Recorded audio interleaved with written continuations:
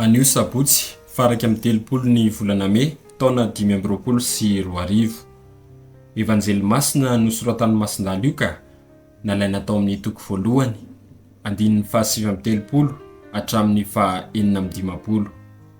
Avy azamiko izao no mba vangin'ny reniny tompoko aho. Tamin'ny zanandro izany niainga i Maria ka nandeha aingana ho any amin'ny tany Betendrimbohitra, ho any amin'ny tanàna anankiray any Joda, ary niditra tao an-tranon'i Zakaria ka niarahaba an'i Elizabeta. Noho ny voarenin'i Elizabeta ny fiaraban'i Maria azy, dia nientana ny zaza tao an-kibony ary feno ny fanahy masina i Elizabeta. Ka nanandrapeo ny antso mafy hoe, nosoavina noho ny vehivavy rehetra ianao ary nosoavina ny ateraky ny kibonao. Ary avy azamiko izao no mba vangin'ny reniny tompoko aho, fa indro raha voarenin'ny sofiko ny feonao niarahabahy, dia nietaka faliana ny zaza tato an-kiboko, ary sambatra ilain'ino fa ho tanteraka izay nampilazain'ny tompo taminy. Ary hoy Maria, mankalaza ny tompo ny fanahiko, ary faly sy ravo amin'Andriamanitra mpamonjy any foko.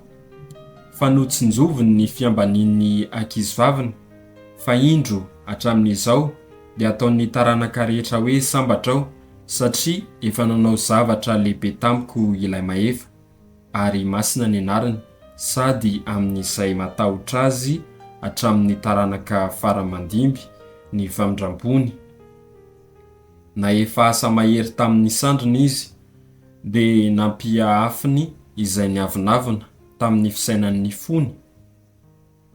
Naongany hiala amin'ny fiketrahany ny mpife, fa ny ambany kosa nasandratra, ary ny nona no fikisany soa, fa ny mpanankarena kosa nampidiny mitondra tanapolo. Niay an'Israely mpanompony izy, fa tsy adino ny famindrampony tamin'ny Abrahama sy ny taranany mandrakizay, araka ny efa voalazany tamin'ny razantsika. Ny toetra tokony ho 3 volana tao amin'ny Elizabeta i Maria, vao nody tany an-tranony. Izany ary ny tenin'ny Tompo, derany ho anao ry Kristy.